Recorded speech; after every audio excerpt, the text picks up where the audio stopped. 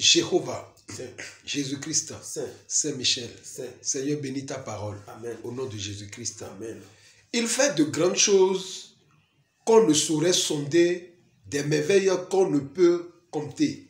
C'est le thème de cette semaine. Marc chapitre 2, le verset 3 à 12 fera l'objet de notre thématique. Des gens vinrent à lui, amenant un paralytique porté par 4 hommes. Comme il ne pouvait l'aborder à cause de la foule, il découvrit le toit de la maison où il était et il descendit par cette ouverture le lit sur lequel le paralytique était couché. Jésus voyant leur foi, dit au paralytique, il dit au paralytique, mon enfant, tes péchés te sont pardonnés. Il y avait là quelques scribes qui étaient assis et qui se disaient au-dedans d'eux, comment cet homme parle-t-il ainsi? Il blasphème. Qui peut pardonner les péchés si ce n'est Dieu seul? Jésus, ayant aussitôt connu par son esprit ce qu'ils pensaient au-dedans d'eux, leur dit, pourquoi avez-vous de telles pensées dans vos cœurs? Lesquelles est le plus aisé de dire au paralytique, tes péchés te sont pardonnés, ou de dire, lève-toi, prends ton lit et marche. Alléluia. Alléluia. Ce thème est un thème relatif au mois de septembre pour notre église. L'église du christianisme céleste. Les grands faits de notre église s'étaient passés en ce mois de septembre, en particulier la descente de cette église venue des cieux, ECC, église du christianisme céleste. Le fait, Dieu, il fait beaucoup de choses. Et le thème dit, il fait de grandes choses qu'on ne saurait sonder et des merveilles qu'on ne peut compter. Il fait, il s'agit de qui? Ce thème nous parle de Dieu, le Créateur incréé. Alléluia. Alléluia. Le verset 1 du texte. Quelques jours après, Jésus revint à Capernaum. Oui. On apprit qu'il était à la maison. Voilà. À peine Jésus était de retour à la maison à Capernaum, une grande foule s'assembla devant sa porte, car sa renommée était répandue comme une traînée de poudre. Parce que sa renommée, les gens le connaissaient, même dans son quartier, des gens le cherchaient tout juste pour voir le faiseur de miracles. Les habitants de cette contrée étaient curieux de voir le faiseur du miracle en action. Il était populaire en son temps. Allez-y. Et il s'assembla si un grand nombre de personnes que l'espace devant la porte ne pouvait plus les contenir. Alléluia. Alléluia. Laissez-moi vous dire que ils ne se sont pas trompés d'adresse, car seul Dieu, c'est lui seul qui fait de grandes choses. Partout où Dieu intervient avec puissance, les gens sont attirés. Partout. Mais Jésus, lui, il préfère la parole plus que le miracle. Allez-y un peu dans la lecture. Il leur annonçait la parole. Eux sont venus pour voir le faiseur du miracle. Jésus ne veut pas être populaire. Jean, c'est lui, Apollo tout-puissant, pêcher l'arrow. Non. Lui, il est venu pour une mission. Enseigner la parole. Enseigner la parole. Alléluia. Alléluia. Lui préfère la parole plus que le miracle. 1 Jean chapitre 2, le verset 24-25. Ce que vous avez entendu dès le commencement. Demeure en vous. Oui. Si ce que vous avez entendu dès le commencement demeure en vous. Oui. Vous demeurerez aussi dans le Fils et dans le Père. Et dans le Père, depuis le jardin d'Éden, le Père parlait, il n'y a pas de tapage ni de bruit. Le verset 25. Et la promesse qu'il nous a faite, c'est la vie éternelle. C'est pas la terre. Alléluia. Alléluia. La promesse qu'il nous a faite, c'est pas la terre. mais c'est le ciel. Aujourd'hui, on a tendance que partout où il y a miracle, il y a Dieu. Non, le diable aussi dresse la foule. Partout où il y a miracle, il y a Dieu. Non, Dieu est partout, mais il n'est pas dans tout. La dernière phrase du verset 2, le texte lu, la dernière phrase. Il leur annonçait la parole. Alléluia. Alléluia. Jésus annonça fidèlement la parole à tous ceux qui se pressaient devant sa porte pour voir quelque chose. Il a dit non, c'est la parole. Vous voulez quoi? C'est la parole. En ce même temps se trouvait à l'arrière un paralytique. Eux étaient devant, cherchant de miracles. Les autres sont derrière, ayant la foi. En ce même temps, le paralytique était venu, porté par 4 hommes. Sur un brancard improvisé, ils l'ont amené comme ça, 2 devant, 2 derrière. À cause de la foule, ils ne pouvaient pas s'approcher du Seigneur Jésus-Christ. À cause de la foule. La foule les empêchait et c'est toujours le cas. Pourquoi aujourd'hui nous ne voyons pas les merveilles de Dieu? La plupart des cas, c'est la foule qui nous empêche. La foule. Jésus disait à la femme qui coulait, qui m'a touché. Pierre dit, mais on t'empressait. Les autres l'empressaient, mais la femme l'a touché. La foule a empêché Bartimée de voir Jésus. Marc chapitre 10, le verset 46 à 49. Marc chapitre 10. Ils arrivaient à Jéricho. Oui. Et lorsque Jésus en sortit avec ses disciples, oui, et une assez grande foule, le fils de Timée, Bartimée, mendiant aveugle, était assis au bord du chemin. Oui. Il entendit que c'était Jésus de Nazareth. Maintenant, il a entendu que c'était Jésus de Nazareth. Il veut s'approcher maintenant. Et il se mit à crier. Il se mit à crier. Fils de David. Fils de David. Jésus, aie pitié de moi. Aie pitié de moi. Vas-y. Plusieurs le reprenaient pour le faire taire. Voilà la foule. Voilà le rôle de la foule. Tais-toi, tais-toi. Oh, ils sont là, c'est pas pour brandir leur foi. Mais c'est des spectateurs et non des acteurs. Il y a une différence entre spectateur et acteur. Jésus, lui, veut des acteurs et non des spectateurs. Alléluia. Alléluia. La femme à la perte de sang dans Marc chapitre 5, le verset 24, le verset 24, verset 5.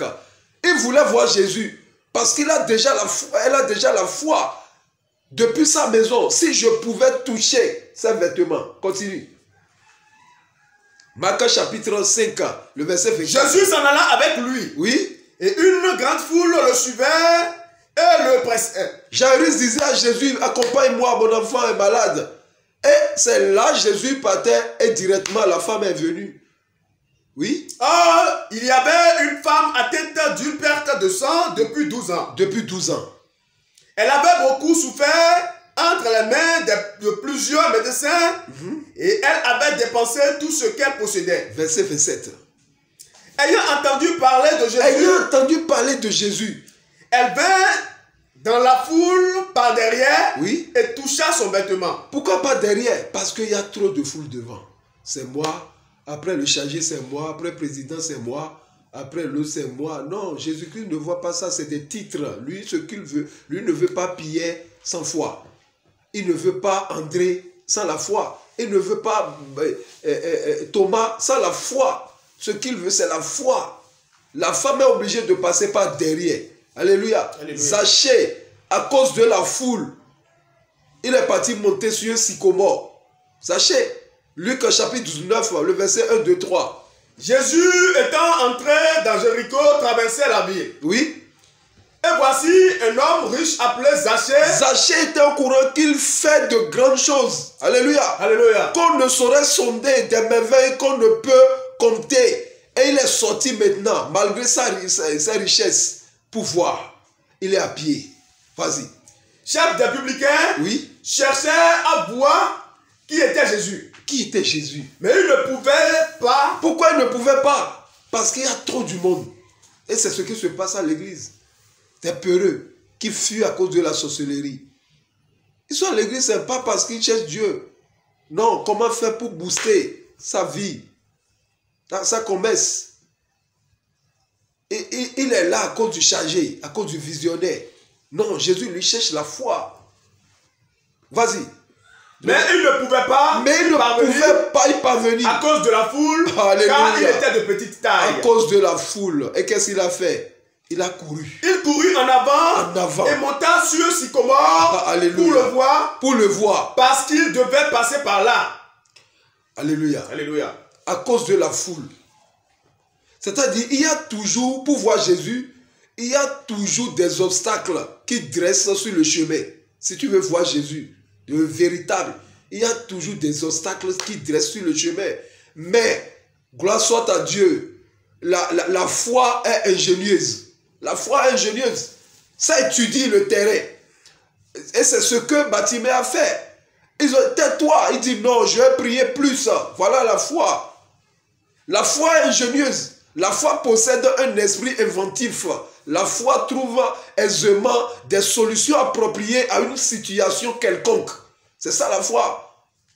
Bartimée ne s'est pas découragé. Ils ont dit tais-toi. Mais qui sont ceux qui disaient ça? Des grands, des suiveurs de Jésus, des assistants de Jésus.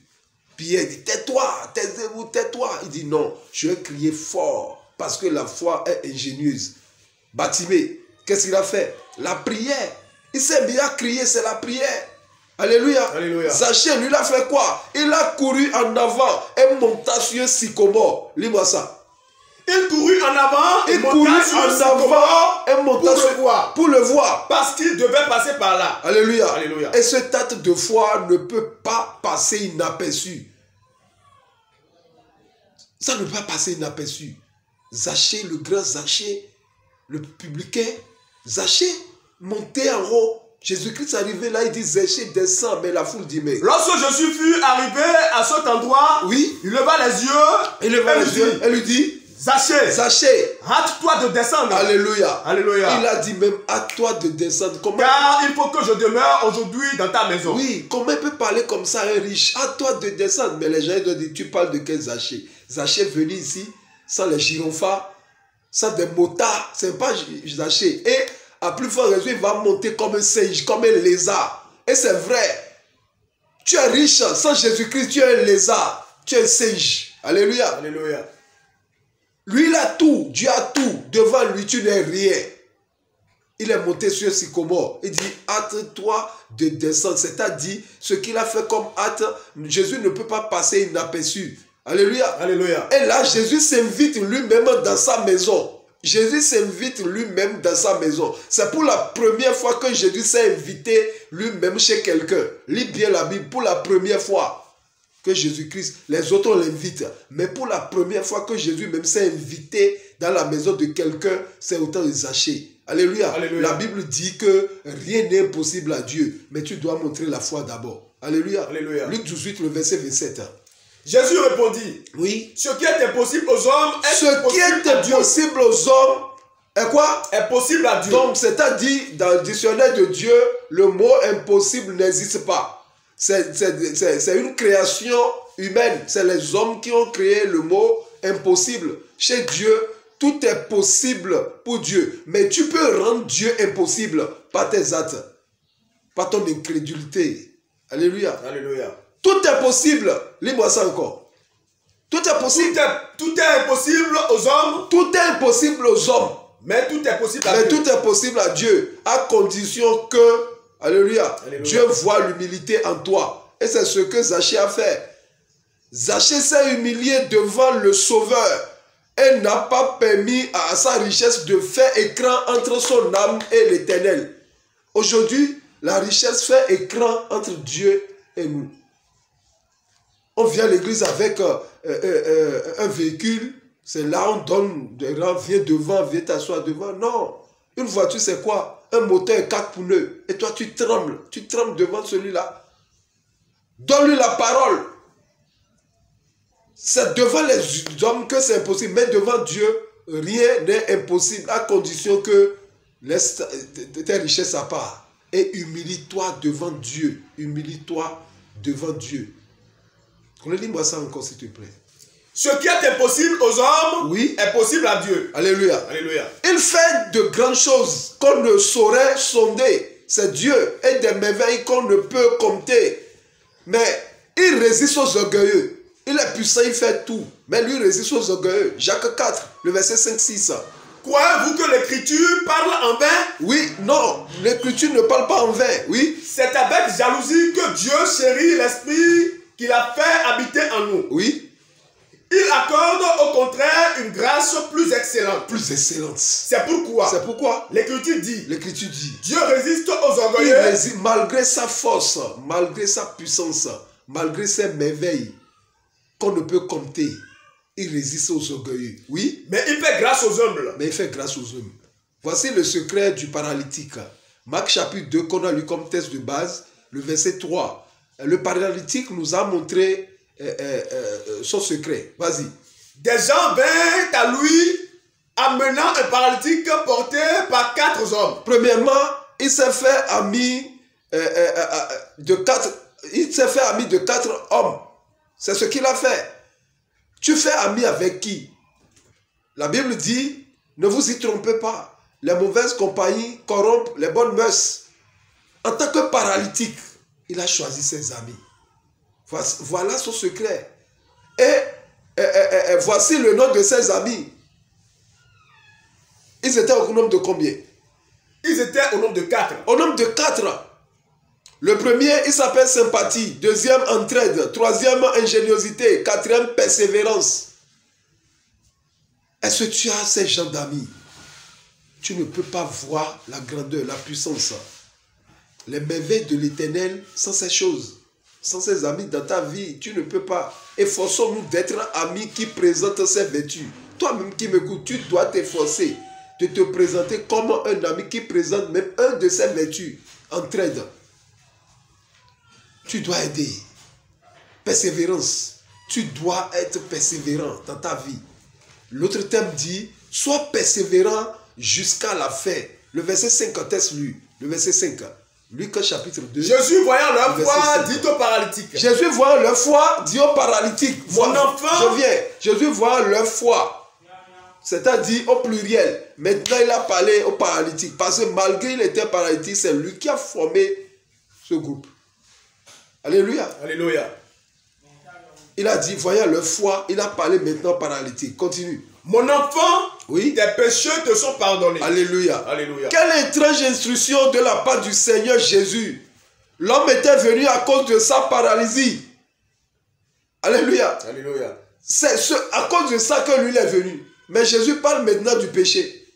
Il est venu à cause de sa paralysie. Pas à cause de ses péchés. Mais Jésus derrière, c'est-à-dire les symptômes, voit la cause. Pourquoi? Derrière les symptômes, il est paralysé et on l'a mené sur un brancard improvisé, c'est vrai. Mais Jésus, derrière tous ces symptômes, Jésus lui voyait le péché. Tu es à l'église. Tu cries le nom de Dieu à longueur de journée. Abandonne le péché. Sinon, malgré sa puissance, tu n'auras rien. Autrement, c'est le diable qui peut te servir. Derrière tous ces symptômes, Jésus lui voit la cause. La cause. Ce n'est pas la peine de déranger les visionnaires, de faire combat sur montagne, descendre, tout. Non. Trouve la cause. Pourquoi je souffre comme ça? Alléluia. Alléluia. Quand Jésus ne voulait pas guérir le corps et négliger l'âme, lui ne fait pas ça. Il ne guérit pas le corps et négliger l'âme. Non, comme il est venu, non, Jéhovah Jésus-Christ, maintenant lève-toi. Non.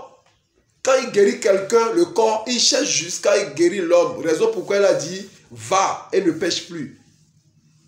Alléluia. Alléluia. Jésus refuse de résoudre une situation temporaire. Il refuse. Sans même résoudre la situation de l'éternité. Raison pourquoi il a dit, tes péchés te sont pardonnés. Lis-moi ça encore, le verset 5. Jésus voyant leur foi, au lieu de dire, waouh, vous avez fait bien de venir, lève-toi, il a dit non. Traitons d'abord le problème du péché. Oui. Jésus voyant leur foi dit au paralytique. Oui. Mon enfant, tes péchés te sont pardonnés. Tes péchés te sont pardonnés. C'est pourquoi il a dit, tes péchés te sont pardonnés. Il veut régler le problème avec Dieu d'abord, avant de résoudre le problème avec l'humain. Dieu ne peut jamais te montrer grand, te montrer ses œuvres dans ta vie si tu manipules le péché. Alléluia. Alléluia. Si Dieu te parle de la terre, il doit te parler du ciel. Il y a Logos et il y a Réma. S'il te parle de la terre, il doit te parler aussi du ciel. Regardons le songe de Joseph dans Genèse chapitre 37, le verset 7 à 9. Dieu l'a montré premièrement la terre. Il a dit quoi? Les gerbes, ça c'est la terre. Allez-y. Nous étions liés. Nous étions liés. Des gerbes au milieu des champs. Des champs, c'est la terre. Oui. Et voici, ma gerbe se leva et se tint debout. Dieu l'a montré d'abord la gloire de la terre. Tu vas réussir la terre. Mais le verset 9 maintenant, deuxième songe, qu'est-ce que Dieu l'a fait? Il y eut encore un autre songe. Un autre songe. Et il le raconta à ses frères. Oui. Il dit, j'ai eu encore un songe. J'ai eu encore un songe. Voici le soleil, la lune. Le soleil, la lune. Et 11 étoiles se prosternaient devant moi. Dieu les a placés où? Au ciel. Dieu l'a montré premièrement la terre et secondo le ciel. Dieu ne t'a pas appelé pour venir à l'église à cause de la terre. Non, la terre, la terre, la terre, la terre. Non, il veut te parler aussi du ciel. Conclusion. Job 28, le verset 28. 28, Job. Puis il dit à l'homme.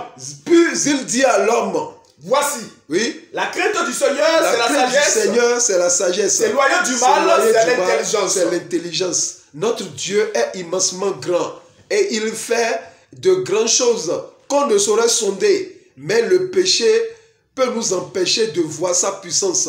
Prenez le cas de Samson.